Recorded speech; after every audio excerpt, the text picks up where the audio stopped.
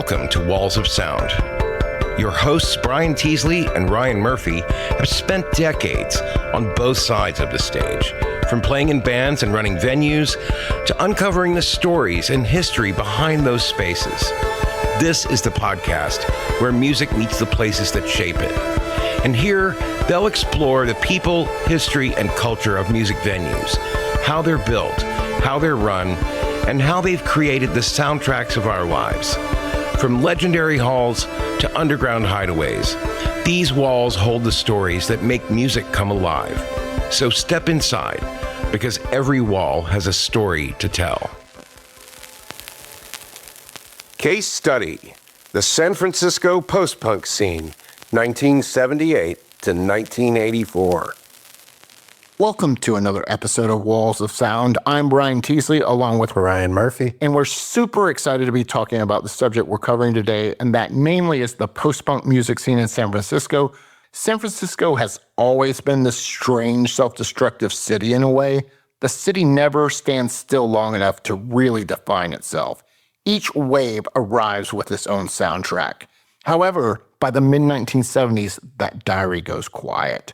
The hippie dream has crashed hard. The ideals of hippiedom have turned into the darkness of Charles Manson, Altamont, militant activism. Haight-Ashbury is full of boarded-up shops and burnout kids. The optimism curdles into this national massive hangover. But underneath all that, there's something super feral and alive. San Francisco gives way to one of the most underappreciated, uncredited bursts of creativity in modern music history.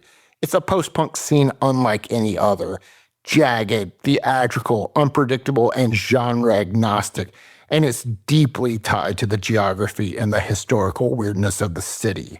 From 1978 to 1984, San Francisco quietly lived through one of its most fertile artistic periods, and not near enough people have talked about it. So Ryan, what I'd like to do today is go over our own impressions of having been to San Francisco and our experiences there. And I'd like to ask you, if you remember the last show you played in San Francisco. So what I loved about this, Brian, was being able to do a deep dive into San Francisco. Some of my early experiences, the Mecca, being able to play Gilman, in the Bay Area. And then the last time was 2004, and I was on tour with the Blood Brothers and Against Me and my band True North. We played the Great American Music Hall in San Francisco. Beautiful venue, incredible show, except for my band totally tanked. And it was a big show, and there was a lot of pressure. Keith Morris was there to see us. I think that made me really nervous. I feel like we self-sabotaged. There was a lot of... That's a classic 90s move. Yeah. Self-sabotage. Yeah, fuck this venue. It's too cool, too big. But I've always been so in love with Get a Mission Burrito, all the spots and all the places. There's something about getting to San Francisco where you can just be wide open. What about you? I lived there for a bit, playing in this band called Vue, V-U-E. Yeah. She put out a couple records on Sub Pop and then got signed to RCA. And a friend of mine was working for them and called and said, hey, they had an issue with their drummer. Can you come out? We're playing with the Rolling Stones in a week in Europe. And I was like, yeah, I can do that. And they were a lot of fun. They were in a hardcore band called Portraits of Past. Yes, one of my favorites. Crazy, who are actually playing again. Yeah, yep. Really great band. I really love being there because it's a walkable city, plus there's good transportation, and every neighborhood has its own vibe and atmosphere. You had mentioned the Great American Music Hall. It was built in 1907 and kind of became the classic, almost the Bowery Ballroom. Sure.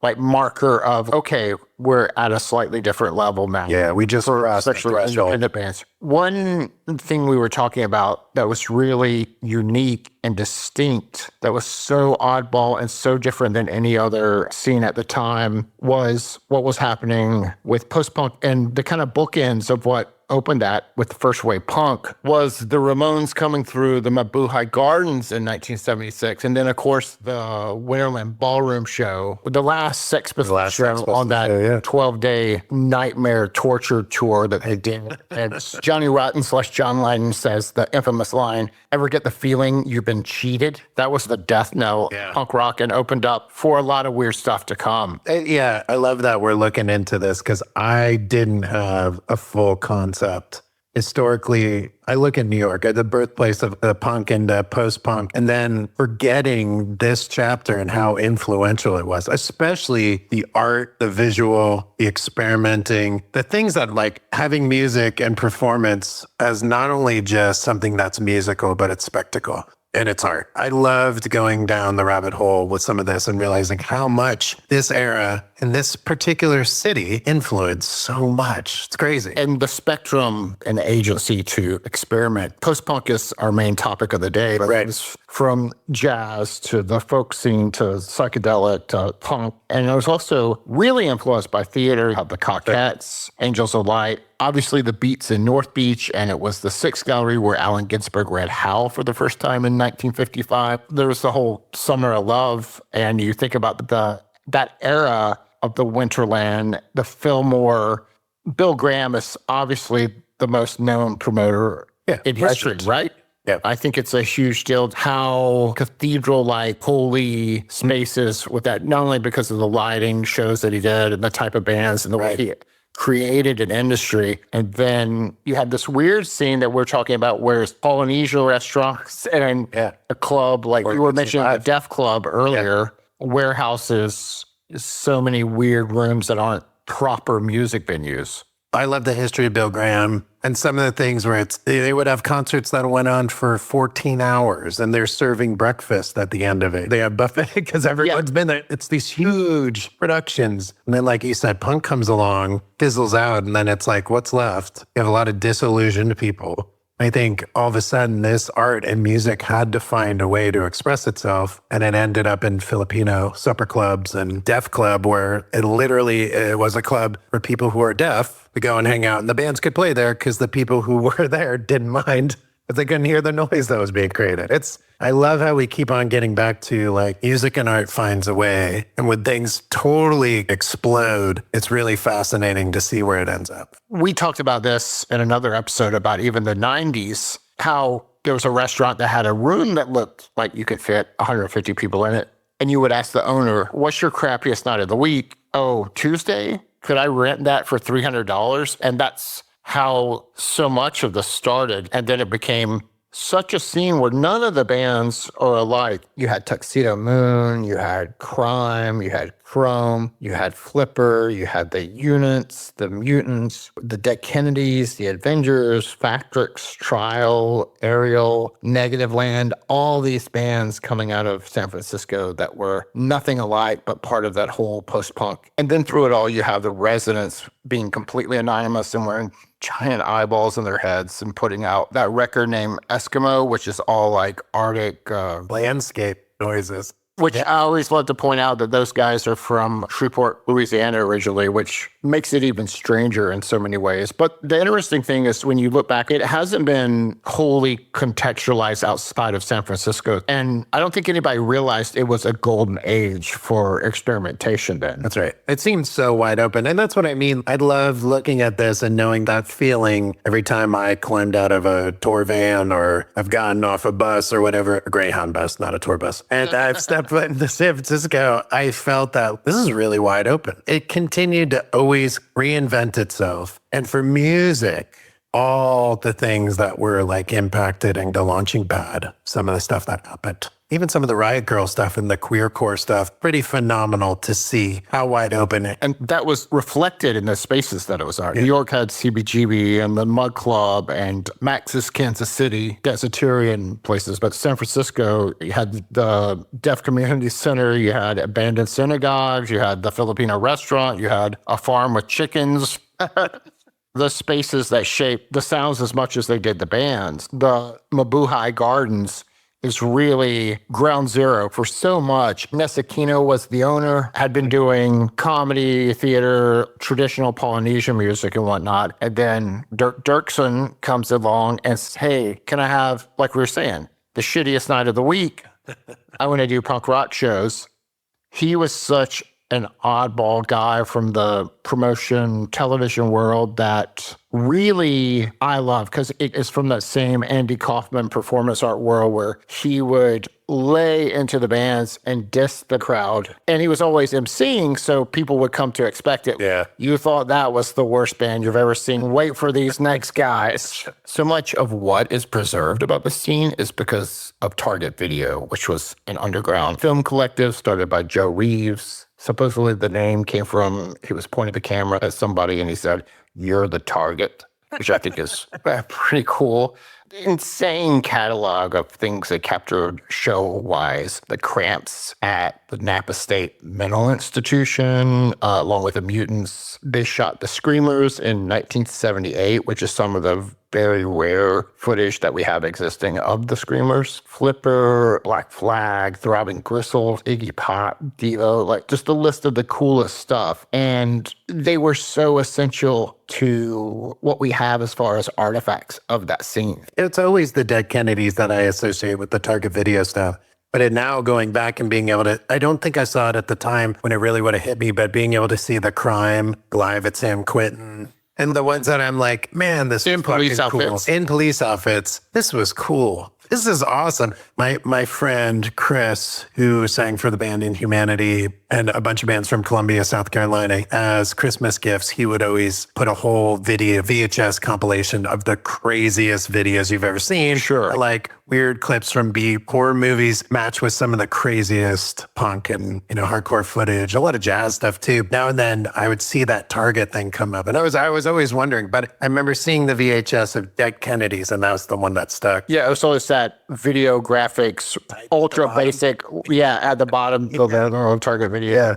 There was also this whole offshoot of mixed media collage art that exploded in San Francisco around this time. You had Negativland, who created the term culture jamming, which is kind of grabbing anything and everything and forcing the media back upon itself. Famously, they got sued by U2 and Island Records for basically putting out a fake U2 record with Casey Kasem ragging the band on a intro he was supposed to do. You had the Cacophony Society, you had the Emergency Broadcast Network, all these groups, Barbie Liberation Organization, just tons. Then you had the whole Plunder Phonics thing where they were chopping up music of every kind, and you had Craig Baldwin and other cinema, just tons of weird people doing cool visual stuff. But Survival Research Laboratories, who Rob and my band Man Astromant got involved with in the 90s, and Mark Pauline, they were doing these crazy sound installations, and they did that thing where they went out to the desert Desolation Center down in Southern California. That was dangerous. And I think there was an element to this that was always dangerous when they have people shocking a cow carcass that's on a 20-foot pedestal with Tesla. It's just that there's no limit of expression. And That's right. Even when you think of some of the more straight punk stuff like the Avengers, they were just a great band. And they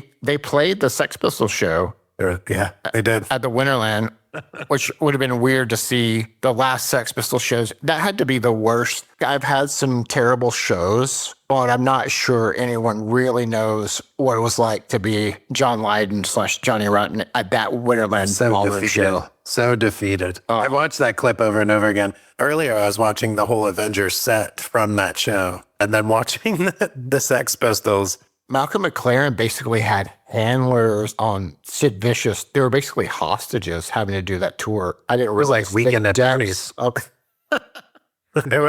I love hearing the inside of him toe-to-toe with Bill Graham at the time, too. And Malcolm just being awful through the whole thing. What I keep coming back to that seems to be what keeps on birthing so much of the response is a huge swing and punch of disillusionment. You associate San Francisco, the beat movement for sure. And when I was younger, I made a pilgrimage to City Light Books, and I loved being able to, I really went down the beat path for a while when I was young, like really young. That was such a literary force. But then the hippie part and the hippie movement of Haight-Ashbury and all that was happening there. And then the big punch of the disillusionment, that was felt hard in San Francisco. Unlike other cities, when that punch hit, the ripples from that have been so interesting. But that's why when you have like Angels of Light and these activist theater groups coming on off the heels of, you have to be big and bold, and there's theater of cruelty involvement. We don't want to be safe. This stuff. We want to go beyond. So the way you're describing even some of the stuff with there's no boundaries, because I felt like there was something limiting in what they had seen before. And it led to disillusionment. So here it's fuck it.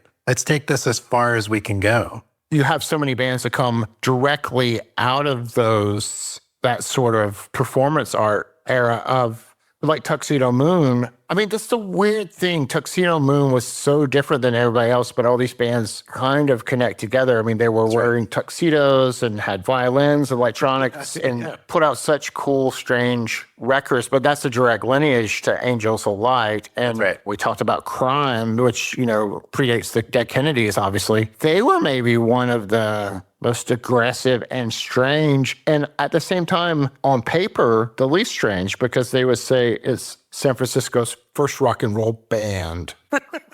Yeah. It was 76. You listen to some of those recordings too, it's so bad it's good. Oh, they recorded this in like toilet. It's terrible and it's great. And then it's funny, it's of all these bands, Dead Kennedys is too much. The theatricalness of Dead Kennedys, which I understand more in this context, especially. I wanted more of a Minor Threat. I wanted a more straight, like Black Flag. Yeah, meaning straightforward. I wanted to feel it, where Dead Kennedys felt like a circus. That's what makes it so San Francisco at the same time. Exactly, yeah. Jello miming and doing such crazy stuff, like some kind of satirical, enraged cartoon dictator. Yeah. That gave it that. If it had just been like a Rollins lurking on stage, like someone looking to hunt somebody, it wouldn't have been that San Francisco vibe that all birthed out of, let's be over the top, let's be theatrical, let's exaggerate. So true. And now when I think about it, I'm like, if I was to walk into a room and go, you could see Rollins brawling the stage with heavy drums and thumping bass, or you could go into the next room and see Dead Kennedys 100% of the time. Yeah. Fresh fruit for rotting vegetables is just... It's phenomenal. Those songs are played so fast. Yeah. East Bay Ray's guitar playing. It's so distinct. It's like that surfy, echoey guitar is just something that nobody else was doing. And then, I just said, I thought Crime was the most focused on we don't give a fuck. But now that I'm thinking about it, how can you not give a fuck Flipper? It's so funny, because this made me go back listening to Flipper, and my being a impressionable late 80s, early 90s kid, it was Flipper I think I discovered just through Nirvana. That was the reference. Because of the influence. Yeah, because of the influence, and that kept on. And I remember listening to Flipper and being like, what the hell is this? I can't wrap my brain around this. I've gone back a few times and I've hung out with Flipper and listened to Flipper, but it's never something that I really, really touch. I have such respect for how that all came about, but that band did not give a shit. But a lot of hardcore was going fast. They were really the Dirge Kings and stuck in this lo-fi molasses that just, I don't want to compare it to krautrock, but it had a hypnotic for sure nature to it, just from the repetition and the overall monstrosity of it. And I love the slogan that said, Flipper suffered for their art. Now it's your chance. Yeah. That's the best tagline in music history. Another band from the same era was the Sleepers, which are massively underappreciated. So I discovered that band, you giving us this assignment and looking into this. And it was like, I've been on a kick of theirs, just trying to find whatever songs I can on YouTube. It's not easy. Yeah, it's not easy to find. And holy shit, that band, incredible. But it was through Flipper that I discovered that band. And yeah, massively underrated. I've never heard about them till now. Yeah, people have said if Joy Division had been from the West Coast, it would have been them. I don't necessarily agree with that, but they do have this darkness and this complete hopelessness to their sound, which is cathartic in a lot of ways. Gosh, I keep going back to this band was so weird, but then you think of Chrome with Helios Creed and Damon Edge coming out of being completely hippies. Helios Creed was from Hawaii doing a ton of acid, and then got to San Francisco and they say, let's make crazy lo-fi space punk and do tons of acid and make it weird. Like Chromosome Damage, Zombie Warfare, TVS Eyes. Some of those songs are just brilliant and bizarre. Some of the bands we've talked about, I think you listen to and you can pinpoint the era. You can go, I know when this is from. Chrome, I through that lens re-listen to a lot of Chrome stuff, and I'm like, you could say that this just came out. And people would be like, holy shit, this is awesome. Maybe it's all the acid too, but some of the bands as we go through, because you look at punk and you look at how much there was like speed and amphetamines, the things that and just what started getting people really weird. It's not all drugs, but when you do see the influence of people are taking some weird shit, making some weird art, you can see it. You can see it like evolve. It makes sense they were doing a lot of acid. Obviously, it was partly the drugs that were pushing sounds in various directions. You could almost tell what drugs a band were taking by what they sounded like. Yeah, and I think the drugs kind of, I wouldn't say the art's created by the drugs, but I think the like people who are on drugs embraced more of that, who cares, let's take it as far as we can go. I think when it's really inspiring when you find someone who's doing some pretty far out, crazy art, music, and you go, what are they on? They're like, oh, they're not on anything. Yeah. That's them. So it's always hard to tell. But I think looking at this scene at that time, it's like what drug influence there was. But again, it's a coping with like that late 70s era in San Francisco, the amount of like assassinations, like the Harvey Milk stuff was huge. Like what a thing to Mayor Moscone, you had, the Zodiac killings. The things that were happening nationally, but then there specifically disillusionment, activism. And you had Patty Hearst, that whole thing. The world at the time, like, holy shit. Everything we felt was good or real or pushing us forward has all fallen apart. Now let's get weird. You think about how dropping out of standard society the hippie movement was, Golden Gate Park, 67, Grateful Dead, Jefferson Airplane, Quicksilver Messenger Service. That whole era, it got dark when you had Altamont, Manson, started getting these really dark cults, which in a lot of even activist groups like the Weather Underground, who were in San Francisco, got militant in a way, or extreme in a way that it wasn't quite like it was in the 60s. It wasn't just putting a flower in a M16 rifle and saying, peace, bro. It was, what do we have to do to move the needle or just destroy something in the temporary? Right, because I think there's so many predatory influences. Predatory from like institutional CIA, whatever. Right, sure. Or just straight up serial killer, predatory people within that movement start getting pushed into some pretty extreme activism, or just going, how the fuck do we get weird? Really vile and sadistic people that came into that hippie movement, like a Manson, they were like, wow, all these people are super impressionable. I can feed my own sadistic desires of sex and power and control through drugs. You get people that are already dropped out and askew to society that are willing to do something, but that's otherwise they might not have been. We'll talk about some of the clubs in a second, the main ones from the time, but you think about Temple Beautiful, which was right next to Jim Jones. That's right. Before they had gone down to Guyana to literally drink the Kool-Aid, being forced to commit mass suicide. Yeah. Think of Anton LaVey, Church of Satan, San Francisco, man. As we go through some of the individual clubs of the era, like we mentioned with the bands, it's so interesting how no two are alike. The Mabuhay, which we talked about, the Def Club, Temple Beautiful. But when the early 80s hits, that's when the city just becomes a labyrinth, like dozens of spaces, each with its own personality, shaping everything in its own unique way. You had the farm is literally what the name suggests. It was an urban working farm that combined a punk venue and a community center, which sounds so now, actually. It sounds like such a thing now. That's not, I'm into that. Have like vegetables growing and chickens in the yard and then Black Flag playing on a stage. This sounds utopian in a way. Yeah, it sounds like something I'm trying to do here. And there again, it's so San Francisco. And that's a lot of hardcore bands came up in this era. When you have DOA and Dead Kennedys, Black Flag, everybody coming through here. I like where that vision is blurred between activism and music, where you can have a benefit show for farm workers one night and then a thrash bill with Exodus and Testament. Yeah. That kind of eclecticism gave the farm a soul. And then you had The Sound of Music in the Tenderloin, which was totally seedy and sleazy. And that was really part of the charm. Yeah. If the Mabuhay was theater and community, The Sound of Music was a back alley ruckus, which is always how the Tenderloin has been. Maybe not now, maybe not these days, but it was definitely a survivalist scene, enter at your own risk. And that's where the Great American Musical is. Yeah, right up from there on Farrell Street. Yeah. And then you had Valencia Tool and Die, which was predominantly upstairs was an art gallery, and downstairs through like this trap kind of cellar door was a basement venue. They were trying to figure out how to make it quieter. They just put a bunch of sand on the floor. Whoa. Which is, love that. I love that. Yeah.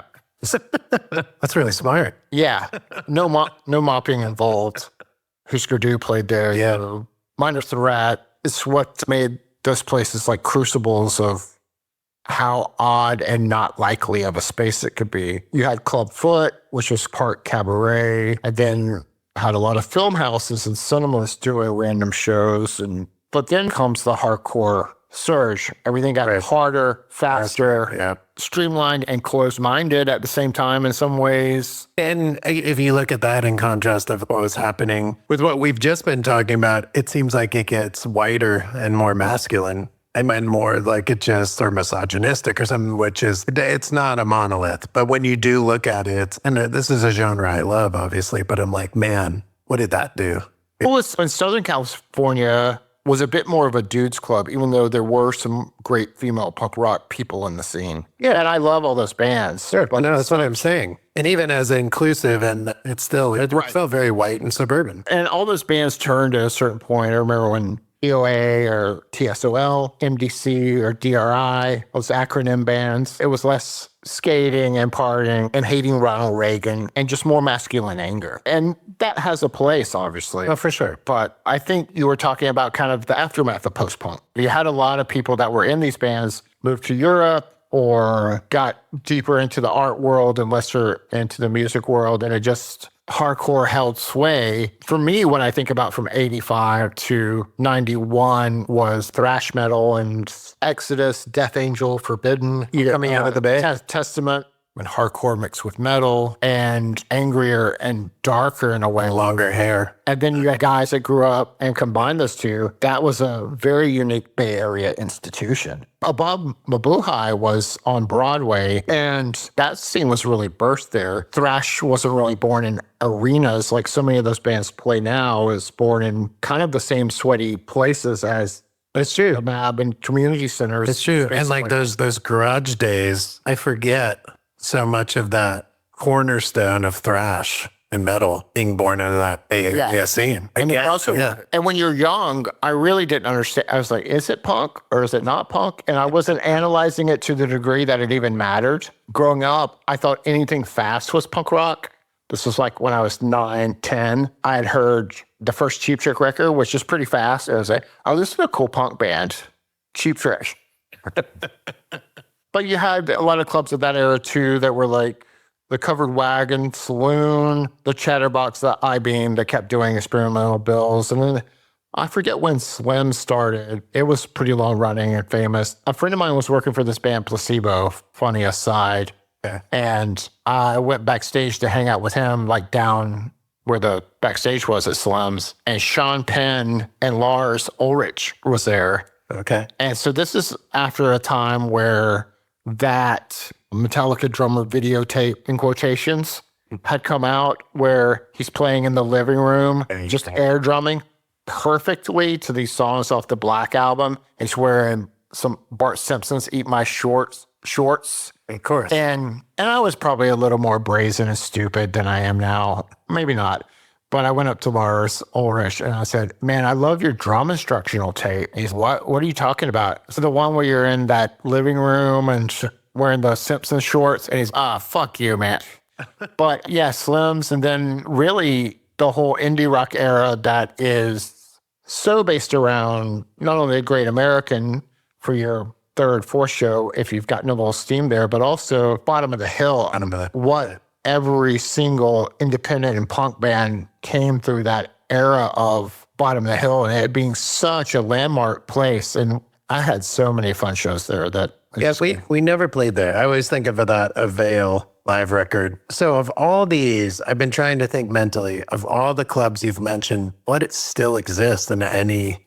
We still have the Great American Music Hall, of course, the Independent, Bottom of the Hill, the Chapel, Café du Nord, Bimbo's, the Kilowatt, DNA Lounge, and probably a ton of others that I'm not thinking of. Oh, the Fillmore, which still has such a, if you are lucky enough to play a show at the Fillmore, it's still, wait, why am I on the same stage as where Hendrix and Janis Joplin? It's got magic. And you think about the history there, such a crazy, interesting story with Bill Graham going back to that. It's hard when we focus so much on just San Francisco to think about how ripe and rich and deep the history of Berkeley and Oakland and all these other places in the Bay Area go. Gilman, that was completely. Totally a mecca. Yeah, it was like such a flashpoint. I mean, but that opened up the era of Book Your Own Fucking Life where it expanded, like, oh, wow, our house shows can do the same shows they're doing at Gilman Street. And I remember finding out, like, oh, they read through all the lyrics for all the shows. And it's like, that's a lot of extra work. And my friend Ken Sanderson that runs Prank Breakers was part of Gilman for a long time. And I was like, can you skip through the lyrics you don't understand? That are sad, that are just, I can't even understand most punk lyrics. And that's why I like them. It's just because it's the sound and the intensity of a voice. And then you realize, oh, these are actually sexist lyrics that I've been really digging. There's a few things with Gilman. It's like being in middle school, discovering like the early Up Ivy, Green Day stuff. And then, understanding, trying to go down the rabbit hole of what bands they were all coming out at that time. And then like Neurosis being one of those. I was like, well, it helped me understand that you didn't have to sound like one thing to put together a cool bill. And thinking like, wow, the people that have been doing this at Gilman Street and in Berkeley and Lookout Records and all this really cool stuff. Maximum Rock and Roll. Maximum Rock and Roll. All these things that are happening at this time, I get to have that Book Your Own Fucking Life and be like reading through what they're doing and who the contacts are. And then I see my name there. And it, like, again, like how cool is that? And fast forward however many years when one of my older bands, Palatka, got to play there for the first time. And here, again, just being dicks and just being assholes about it. We're like, oh, Gilman, we want to play on the floor. They're like, come on. This is like one of the punkest clubs you're going to play. It exists for all the right reasons. The people running it are awesome. Crowd that's showing up, we want you to play on the stage. We're going to play on the floor. And they're like, you're not. So we turned everything backwards and just played to the wall. And I remember afterwards being like, hey, we got to play Gilman. We just blew it. Yeah. I don't like out of what principle. But again, they were cool about it. The playing on the floor thing of the early 2000s was really funny to me. I get it. You're at a house party. There is no stage. But I was in a short-lived band in Birmingham called Humans, local band there. There was a guy that we had played on a stage and then at a punk rock space, that same band, and everybody else had played on the floor. And like, fuck this, we're playing on stage. And somebody came up to me, this guy came up to me in one of the other bands. It's like, oh, you guys are rock stars. You had to play on the stage. And I was like, no, we just didn't appreciate what you guys discriminated against short people. Like, I think that's problematic in a lot of ways because I saw people that are under 5'5" in the back that just could not see you play at all. They actually paid $7 to come to the show. And it just took the wind out of the sails. The only people that enjoy you playing on the floor are the 8 people that get to stand next to you as you play. And they probably don't even enjoy it. It's like everyone else is like, why are they even doing this? Yeah. That's the point. It takes the whole visual element out of the show. Yeah, it's so silly. Anyways, that's my Gilman thought. Because I do think it's worth noting and talking about because I think everything we've been talking about being flashpoints of what created a ton of really like pivotal moments in the punk scene with queercore stuff, riot girl stuff, like the things that were coming out of there. It's just an understanding now more of that history of San Francisco. Yeah. You had Tribe 8, you had Pansy Division, who my band was so lucky to get to tour with a ton over the years. John, Chris, Luis, all those guys are absolutely amazing. And all that broader queer and feminist DIY wave that was running through the Bay. You also had all the Riot Girl stuff coming in through Bratmobile, and all of it was pushing the scene into a more conscious space. It rejected hardcore just being about nihilism, and we may not can change the world, but we can control our own communities, and we control what we do by what we purchase, how we put performances on.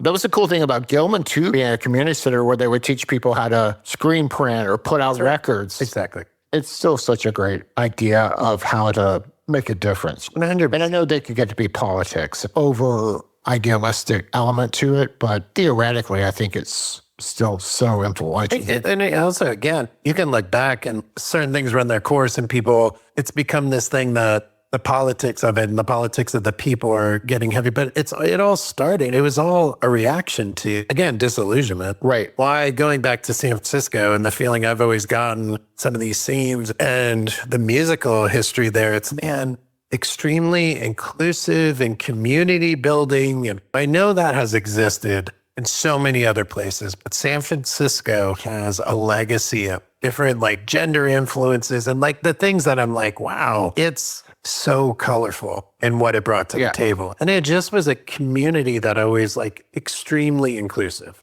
Yeah, to me, New York, and especially even the post-punk scene, had this air of coolness, or was striving to be cool in a certain way. San Francisco had this drive and desire to be weird, or at least didn't care how weird it was. That's right. Yeah. And obviously that's evolved as we talked about Gilman, and then I don't want to call it a sister venue but of the same era in the same kind of vein in a lot of ways with zine culture. Yeah. It was the epicenter in San Francisco, and there was a ton of cool punk shows that happened there throughout the 90s as well. Again, like a history of literary stuff, even the alternative press stuff. Oh, like what a great, again, coming out of that area. I was discovering music that was changing my life, while I was also discovering that I could buy these incredible books.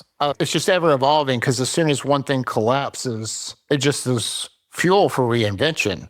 There's so many golden ages of San Francisco that are so seemingly diametrically opposed to each other. But when you zoom out, it's cohesive in that there's no rules. It all makes sense. I think that there's no rules and a reaction to this disillusionment.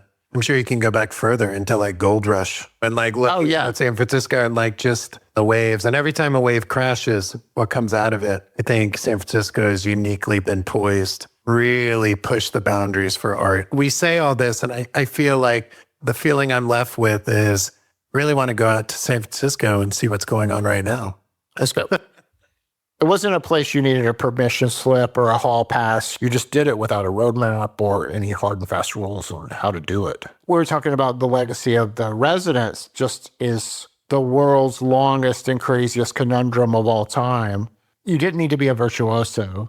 Right. You just needed to be in your thing, whatever it was. And you didn't even need a real venue. You're just like, that's right, fuck, can we do it here? Can we use this tiny space for doing weird shit for 4 hours one night? We're not going to totally go down the Residents rabbit hole, but even looking up that footage from recently, they're playing a library. They're performing at the library in San Francisco. Still to this day, that's what they're holding up to. Yeah, yeah. And there you have the Fillmore, you have Gilman, you have these places, but especially that post-punk era, it was about urgency. We need this room for this night. This venue may last 6 months, or was maybe the only single time we play here, but it's a space to do it. San Francisco does not behave like other cities. I think there is a street culture there where a lot more people are walking, a lot more people are interacting. You know, I know like you can go on to the gentrification and the .com stuff that changed the city a lot, and it's moved out further into the outskirts of the Bay Area, but it still has a bit of that, I think. Yeah, I hope so. I think it hasn't totally changed, because I know freaks can be a problematic term, but I personally loved San Francisco and my time there because I never felt odd or strange. There's always somebody stranger or doing something more out there than me. And it's really comforting in a way that you feel like, oh, these are not people. People are just doing whatever the fuck they want to do. Yeah. There was that brief, brilliant window that is particular to the post-punk movement. Agreed. Ultimately, it's a story of mutation and confrontation, and it certainly wasn't flower power in 78 to 84 San Francisco, but it was a terribly interesting topic to dive into. And I thought I knew a bit about it, but I learned so much as we were researching this.